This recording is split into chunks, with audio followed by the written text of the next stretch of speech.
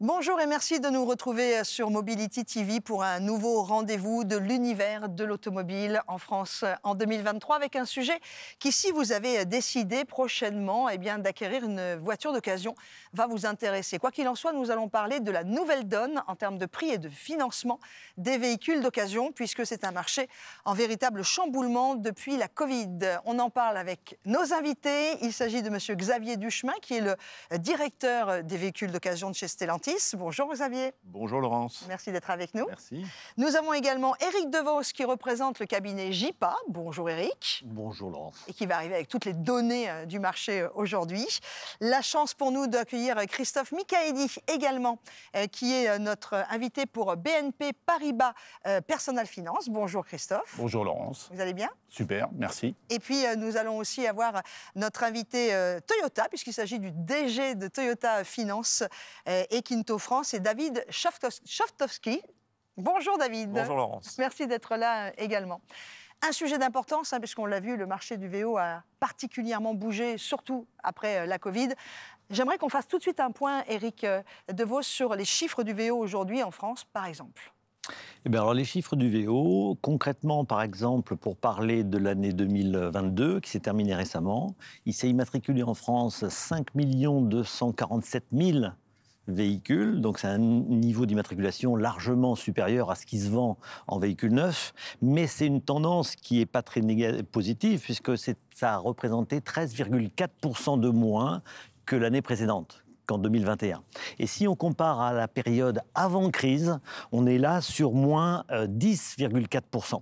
Donc on n'a pas récupéré encore le niveau de transaction de véhicules d'occasion qu'on connaissait avant la crise. Et si, puisqu'on est maintenant au mois de mai, si on regarde la tendance sur les 4 premiers mois de l'année, on est encore en baisse par rapport à l'année dernière, puisqu'on est à moins 5,3% d'immatriculation. D'accord, alors ça c'est effectivement sur le marché, mais il y a quand même une forte révolution sur ce marché de la VO depuis la Covid, ce sont les prix.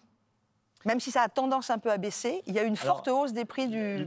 La dynamique des prix des VO est assez intéressante parce qu'elle fluctue. Elle fluctue en fonction de l'offre et de la demande, aussi du marché VN. Et notamment la pénurie qu'on a connue sur l'approvisionnement de VN a généré un attrait très très fort sur le VO. Et ça à un moment contribué à l'augmentation de la valeur des VO, qui était assez intéressante pour les professionnels et les particuliers, qui sont assez nombreux à vendre directement leurs véhicules de particulier à particulier. On a des ordres d'idées en pourcentage? On est aujourd'hui sur 53% des transactions VO qui se font directement de particulier à particulier. On a 23% des possesseurs d'un véhicule d'occasion qui l'ont acheté auprès d'un réseau constructeur et 23% qui l'ont acheté principalement auprès de garages indépendants ou de spécialistes du VO. Monsieur Duchemin, monsieur VO chez Stellantis, ces chiffres résonnent pour... Oui, complètement. Alors c'est vrai qu'on sort de très belles années pour le VO, pour l'ensemble de la profession. La bonne nouvelle pour Stellantis, c'est que dans un marché qui est à moins 5, on est à plus 5 de progression. C'est aussi un marché où, à mon sens, il va falloir refaire du commerce, revoir tous les aspects. C'est aussi pour ça qu'on a décidé d'investir en publicité. On a été très présents, je pense que vous l'avez vu, et on est même actuellement à la télévision pour parler de Spoticar. Et puis, il y a beaucoup de sujets. Il y a le financement qu'il faut qu'on retravaille. Il faut qu'on rende plus accessibles nos offres. Et puis, c'est l'occasion de se poser la question où on source les voitures, comment on les vend. Et je pense que cette période est propice à la créativité dans le domaine du VO. Et on parle de financement, évidemment, aussi. D'autant plus que Stellantis, vous êtes quand même un peu le haut du panier. Vous êtes quand même, avec entre autres Peugeot et Citroën, en tête des ventes des véhicules d'occasion. Voilà, donc on est le plus gros acteur en France et on est content et on veut bien sûr continuer à croître. Mais on est effectivement en tête des ventes. Et puis, c'est à nous aussi d'inventer les nouvelles solutions dans ce marché qui est en évolution. On a eu sans doute des années très faciles, au moins l'année dernière, avec du fait de la pénurie des véhicules. Maintenant, soyons créatifs pour trouver de nouvelles solutions de financement. On en parlait tout à l'heure, par exemple, la LOA, il faut que tout le monde, on progresse fortement. On a eu sur l'occasion, en fait. Surtout sur l'occasion. On est encore très très loin des niveaux qu'on atteint en VN. Donc il faut qu'on rende ce financement attractif, qu'on forme, qu'on communique à nos clients. C'est une des pistes de développement. Alors on peut le faire évidemment directement avec les constructeurs, on pourra le voir aussi avec vous, avec les financiers, hein, avec BNP Paribas. Je voudrais me retourner vers vous, David, puisque vous êtes le DG de Toyota Finance, une autre marque, hein, très présente en France, et on le sait. Ça a changé chez vous, la donne financement VO depuis la Covid ? Oui, depuis 3-4 ans, ça a changé. En fait, chez Toyota, quand on met en place une stratégie ou quand on veut prendre des décisions, on se met à la place du client. Et en fait, on constate que les clients aujourd'hui, du fait de l'augmentation des prix sur les véhicules neufs, des clients qui auraient acheté un véhicule neuf ou qui auraient pris en location un véhicule neuf il y a quelques années, ils se retournent sur le véhicule d'occasion, certains pour avoir un véhicule mieux équipé ou un véhicule d'un segment supérieur.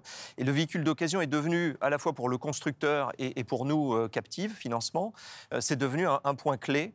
Non pas juste de se dire on met des véhicules à la route, mais on va mettre un véhicule à la route et puis ce véhicule, il va pouvoir vivre plusieurs cycles. Un premier cycle vendu à un client comme véhicule neuf sous forme de location, puis il va revenir dans le réseau et puis on va pouvoir garantir à un client qui souhaite un véhicule d'occasion le même niveau de service qu'on offre aux clients sur les véhicules neufs avec un contrat de maintenance, avec des assurances, avec des services complémentaires et la sécurité pour lui d'avoir un budget maîtrisé. Est-ce à dire, que ce soit chez Stellantis ou chez Toyota, que dès que vous vendez une voiture, vous allez la tracer ou tout du moins la suivre, entre guillemets, la pucer pour qu'elle revienne chez Toyota, que ce soit vous qui continuiez de vous en servir, pour la reproposer sur le marché de l'occasion et avoir cette traçabilité et cette mainmise, hein, je vais parler vrai, sur cette même voiture du début à la fin ?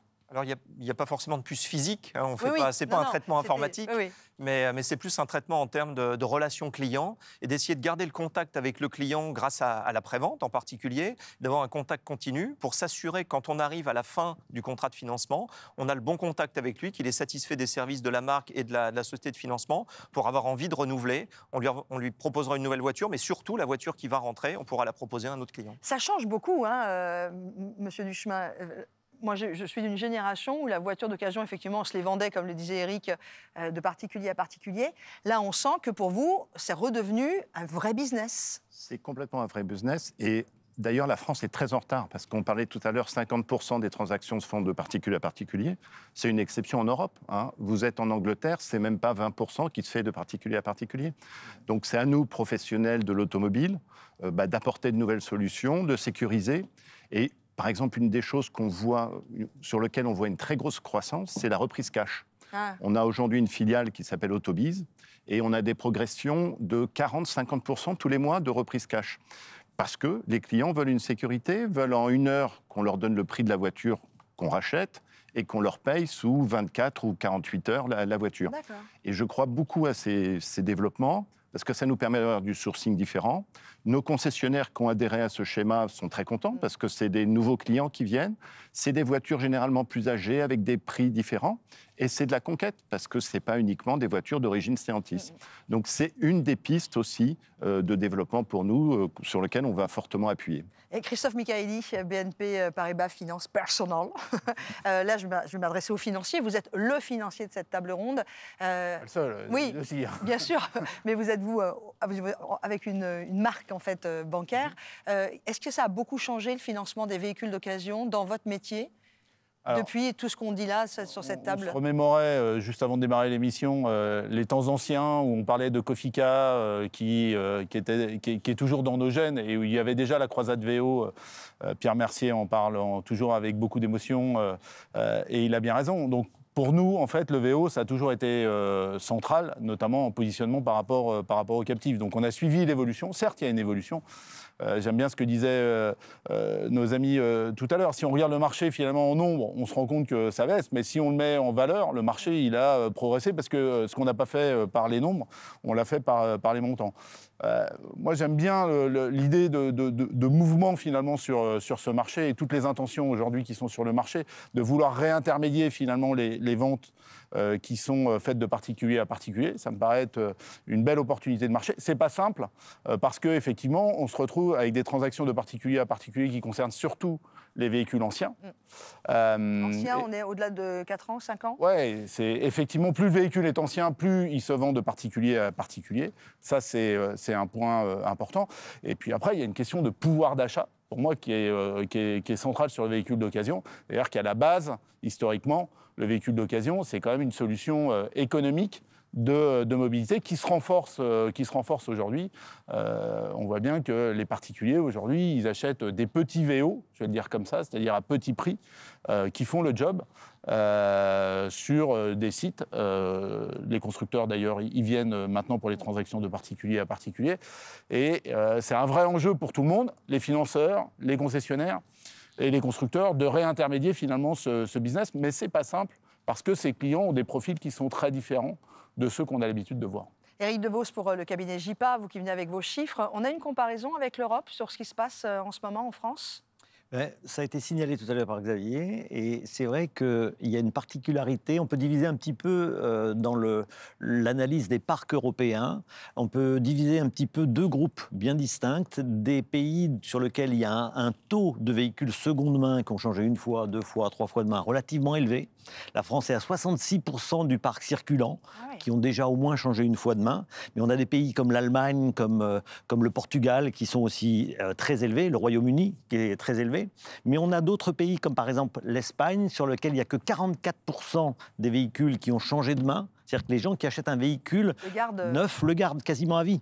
Et on est sur 36-38% si on va voir en Italie, par exemple, ou en Belgique. Donc on a des pays et des comportements consommateurs qui peuvent être très différents d'un pays à l'autre. C'est également lié, ça, au mode de financement initial du véhicule neuf. Par exemple, le taux élevé de véhicules seconde main au Royaume-Uni est énormément lié au fait que les véhicules neufs sont quasiment systématiquement, beaucoup, en très grande proportion, achetés par les flottes qui les revendent après la fin du contrat. Donc on se retrouve après avec un taux de véhicules seconde main. Et je voudrais rebondir sur quelque chose qui a été dit tout à l'heure. On a dit tout à l'heure, on va devoir être créatif. Et effectivement, je vois, moi, aujourd'hui, dans les chiffres qu'on mesure en France aujourd'hui, que, effectivement, les particuliers qui achètent un véhicule ont payé cash ou ont fait un financement, mais je vois un taux très très faible de particuliers qui ont finalement aujourd'hui un contrat d'entretien sur leur véhicule. Or, ça match un petit peu avec l'attente d'un consommateur d'être sécurisé sur l'entretien de son véhicule. On n'a que 4% aujourd'hui des véhicules d'occasion roulant en France qui ont un contrat d'entretien. Donc je me demande si au niveau du financement, il n'y a pas là, par les professionnels, mais même dans les ventes de particulier à particulier, quelque chose à créer et à inventer pour faire en sorte que le nouvel acquéreur d'un véhicule d'occasion soit sécurisé sur le plan de la maintenance. Ce sera aussi un très gros avantage pour le professionnel éventuellement impliqué, parce que ça va quelque part le fidéliser à son atelier ou au réseau auquel il appartient. Mais d'ailleurs, chez Toyota, on commence à y penser, enfin on commence, vous l'avez mis en place, c'est-à-dire comment faire en sorte, vous nous l'avez dit, que la voiture soit suivie dans le réseau Toyota à deuxième vente, troisième vente, quatrième vente. Et est-ce que ça ne fait pas partie des propositions que vous pouvez faire sur les LOA? C'est-à-dire qu'il y a aussi les contrats d'entretien si on achète une voiture d'occasion chez vous avec un LOA. Quel que soit le mode de financement, en fait, c'est encore plus vrai sur la LOA où on veut budgétiser au maximum à la fois le véhicule et les services. C'est vrai aussi sur du crédit classique. On a le contrat d'entretien et on a également l'extension de garantie. Et on a Toyota Relax qui permet de garantir jusqu'à 10 ans un véhicule, qu'il soit acheté neuf ou qu'il soit acheté d'occasion. Et il y a un surcoût? Il n'y a pas de surcoût. Parce qu'on va parler vrai, c'est-à-dire que si on achète par particulier, on achète sa voiture, le prix, on se tape dans la main qu'on a donné. Mais si on passe par un concessionnaire ou par une marque, évidemment que ce véhicule d'occasion, surtout si je prends un entretien en plus, va être en surcoût. Est-ce que vous pensez que la population est prête? Pour l'extension de garantie, chez nous, chez Toyota, il n'y a pas de surcoût. Simplement, il faut venir faire son entretien annuel à la concession. En revanche, si on inclut le contrat d'entretien dans le financement, là, l'entretien sera mensualisé. Et c'est comme ça qu'on arrive à budgétiser la somme pour le client. Que demandent les clients Toyota aujourd'hui? Enfin, vous aurez la même question chez Stellantis, ne vous inquiétez pas. Mais avez-vous senti une différence de demande de la clientèle? On a une clientèle qui hésite de plus en plus entre le véhicule neuf et le véhicule d'occasion. Ça, on l'a vraiment senti dans les derniers mois, dernières années. Un client qui cherche un véhicule va regarder le véhicule neuf et puis va aussi aller faire un tour sur le parc de véhicules d'occasion. Et comme on raisonne de plus en plus en paiement mensuel, que ce soit du crédit ou de la LOA, le client se dit pour quelques euros de plus sur un véhicule d'occasion, je vais pouvoir avoir un véhicule plus spacieux, un véhicule mieux équipé. Et ça, c'est une tendance qu'on a vraiment sentie. Et du côté de BNP Paribas? On observe exactement la même chose. Finalement, il n'y a plus de différence entre un client véhicule neuf. C'est fini ce clivage entre je suis client véhicule neuf et je suis client véhicule d'occasion. C'est complètement poreux. Ce qui compte, c'est d'avoir la bonne offre qui répond aux besoins du client. Et donc le client, il se balade permettez-moi l'expression, et il passe d'un véhicule neuf à un véhicule d'occasion sans aucune difficulté, avec tous les atouts d'ailleurs du véhicule d'occasion. Le véhicule d'occasion, il est disponible tout de suite. Sûr. Et donc ça, c'est un gros atout. On a parlé tout à l'heure de périodes difficiles sur les délais de livraison. Xavier y a fait allusion. Pour les véhicules neufs, le véhicule d'occasion a cette vertu qu'il est exposé chez le concessionnaire et il est disponible immédiatement. 48 heures après, vous repartez avec votre véhicule. C'est un atout considérable. Alors chez Stellantis, évidemment, vous avez un portefeuille incroyable. Du coup, il n'y a pas qu'une seule marque. Vous êtes un peu les rois du monde là, avec tout le portefeuille de véhicules d'occasion. On a beaucoup d'outils d'analyse. On a déjà le site Internet. Et ce qu'on voit sur le site Internet, c'est qu'il y a 80% du trafic Internet qui est sur des voitures de moins de 20 000 euros. D'accord. Donc, il y a une demande dans ce niveau de prix. Deuxième chose qu'on observe très bien, c'est avec notre réseau de distribution qui s'appelle Stellantis On You. Et là, on voit qu'en l'espace de un an et demi, les voitures, l'âge moyen de revente des voitures, c'est 1 an de plus. Et c'est 10 000 km de plus. Donc, c'est des voitures plus anciennes qui se revendent, qui rentrent. Et tout ça nous interpelle beaucoup. Et une de nos grosses priorités, c'est d'acheter ce type de voiture, d'être en capacité d'achat. Alors tout à l'heure, je parlais de reprise cash qui nous permet d'acheter. Et on a créé aussi une cellule pour être capable d'acheter ce type de voiture pour répondre aux attentes des clients. Parce qu'il y a une transformation très forte de la demande des clients. Et aujourd'hui, l'ensemble du marché n'est pas tout à fait en phase, puisqu'on a des voitures qui sont des retours de loueurs, principalement, courte durée, longue durée. Et ce que recherchent les clients, c'est plutôt des voitures plus anciennes, plus kilométrées, à plus petit prix. Donc à nous, grands acteurs du VO, de s'adapter, d'acheter ces voitures, d'aller auprès des clients. Et aussi, je pense qu'il y a une approche très importante qu'on va lancer en France à la fin du mois de mai, c'est de vendre directement sur Internet des VO qu'on aura reconditionnés dans nos usines.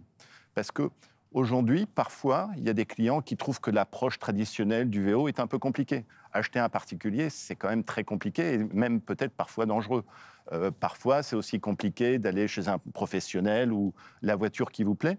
Internet est encore sous-exploité, à mon sens, pour la vente de voitures. Voilà. Ouais. On parle du prix parce que... Oui, Éric, vous vouliez réagir, pardon. Oui, il y a une chose qui est passionnante, qui se déroule un petit peu aujourd'hui et qui est un petit peu une spécificité française, c'est le casse-tête que représente pour l'acquéreur d'un véhicule le choix de la motorisation. Oui. Le choix de la motorisation. Oui. Parce que, basiquement, pour beaucoup de professionnels aujourd'hui, on se dit super, les véhicules d'occasion se vendent, on fait souvent des bonnes marges, on peut développer des services, le contrat d'entretien, etc. Mais aujourd'hui, pour un particulier, beaucoup doivent changer leur voiture parce qu'ils n'ont pas la vignette critère adaptée.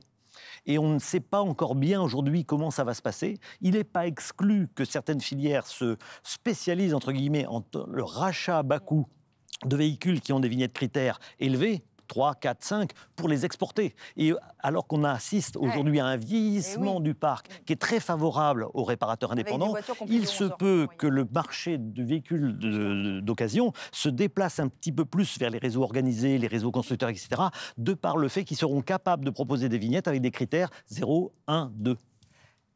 Parlons du prix, parce qu'on l'a vu, il y a eu une façon très exponentielle sur le marché de l'occasion. C'est en train de reprendre des couleurs à peu près classiques. Est-ce que vous sentez, vous, que ce prix recommence à être évidemment plus attractif pour les véhicules d'occasion, mais est-ce que les gens ont besoin d'être rassurés par rapport à ça aussi? Parce que c'était pratiquement aussi cher que les véhicules neufs, quoi. C'est évident.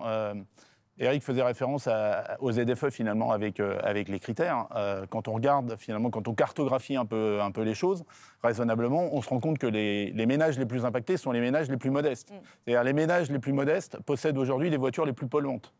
Et c'est pas un choix finalement, parce que la voiture, c'est pas un luxe pour elles, c'est juste la seule solution de mobilité. Elles habitent loin des centres-villes, elles sont excentrées et pas bien desservies par les transports en commun. Donc elles ont absolument besoin d'une voiture, mais elles ont un pouvoir d'achat qui est limité. Et donc on doit résoudre une équation collectivement, là, tous ensemble, qui est essentielle, mais qui est extrêmement difficile. C'est comment on trouve les bonnes solutions pour accompagner ces ménages dans la transition écologique, tout en respectant leurs contraintes budgétaires, qui sont des contraintes fortes. Ce n'est pas par hasard si le gouvernement parle d'un leasing social à 100 €, qui paraît... Pour la voiture électrique. Pour la voiture électrique, mais qui paraît un truc inaccessible aujourd'hui. D'ailleurs, ça met un peu de temps à se réaliser, c'est que ce n'est pas si simple à mettre en place. Mais ça reste... On ne réussira la transition écologique dont parlait Eric qu'à partir du moment où on embarquera les ménages à revenus modestes. Pour conclure notre rendez-vous sur le prix et financement des VO, je voudrais faire un petit tour de table rapide de vous trois qui êtes vraiment concernés. Alors Eric, évidemment, si vous avez un chiffre à nous donner, je suis preneuse. Aujourd'hui, on peut acheter son véhicule d'occasion comment? Cash, LOA, abonnement, chez Toyota, par exemple. Chez Toyota, ça peut être cash chez un concessionnaire, ça peut être avec une solution de crédit, une solution de LOA. On n'est pas encore dans l'abonnement, ça fait partie des sujets qu'on a à aujourd'hui, en se disant on peut raccourcir la durée de détention du véhicule. Ça peut être 1 mois, 2 mois, 3 mois, 6 mois, et puis donner la possibilité au client de changer de véhicule. Aujourd'hui, il n'y a pas réellement de réalité économique, de modèle économique derrière ce type-là, mais je pense qu'on y viendra dans les années à venir. Quand vous parlez de crédit, c'est le crédit classique qu'on connaissait avant. Monsieur Duchemin. Stellantis, c'est la même chose. On a 40% de clients qui achètent déjà en LOA. Et puis l'abonnement, on va le lancer au mois de juin. Donc voilà. Ah, vous lancez l'abonnement sur les voitures d'occasion au mois de juin. Rapidement, ça sera de type quoi? Pour 200 € par mois, j'aurai une voiture, je la change comme je veux. Vous avez le choix d'une mensualité, d'une voiture, et puis régulièrement, on vous donnera une autre voiture pour continuer. Et puis comme on a des centres de reconditionnement, on pourra reconditionner ces voitures. Tout à l'heure, vous parliez de la vie infinie d'une voiture chez nous, du suivi. Eh ben, ça va être le cas. Donc, on y est, on lance. Chez BNP Paribas, Personal Finance. On essaye tout, je vais le dire comme ça. C'est-à-dire que le crédit classique, ça représente quand même sur le marché français 3/4 des financements. Eh oui. Un quart seulement pour la LOA, donc on est à l'opposé du marché du VN. Mais tout type, y compris véhicule neuf? Non, trois quarts des financements de véhicules d'occasion se fait en crédit classique, un quart seulement, c'est les sources, c'est le marché ASF, un quart seulement en LOA. Donc on voit, on en parlait tout à l'heure, que la marche est encore haute à franchir. On a des solutions d'abonnement. Finalement, le VO se prête particulièrement bien à l'abonnement. Pourquoi il se prête bien à l'abonnement, même si le modèle économique reste à trouver? Parce que, évidemment, on part d'un prix beaucoup plus compétitif. Le client, il cherche à la fois la compétitivité du prix et l'assurance de la qualité. Et la souplesse de l'usage. Je rends mon véhicule quand je veux, et le véhicule d'occasion est parfait pour ça. Et pour les réseaux, c'est aussi une façon d'amortir finalement la dépréciation mensuelle des véhicules. Monsieur Éric Devos de chez JIPA. Non, rien à ajouter. On sait qu'aujourd'hui, les transactions en cash sont limitées pour le traçage financier, etc. Normalement, les professionnels, je crois qu'ils sont limités à 1 000 € maximum de réception en cash. Hein. Donc, le cash, ça reste éventuellement de particulier à particulier, mais c'est même pas forcément à leur conseiller. Ouais, complètement. Merci beaucoup à tous les quatre, nos invités. Xavier Duchemin, directeur VO de Stellantis. Christophe Michaeli pour BNP Paribas Personal Finance, j'adore. David Chatkowski, DG de Toyota Finance, mais également de Quinto France. Et Éric Devos de JIPA. Merci à vous quatre. Quant à nous, les programmes continuent évidemment sur Mobility TV. Restez avec nous.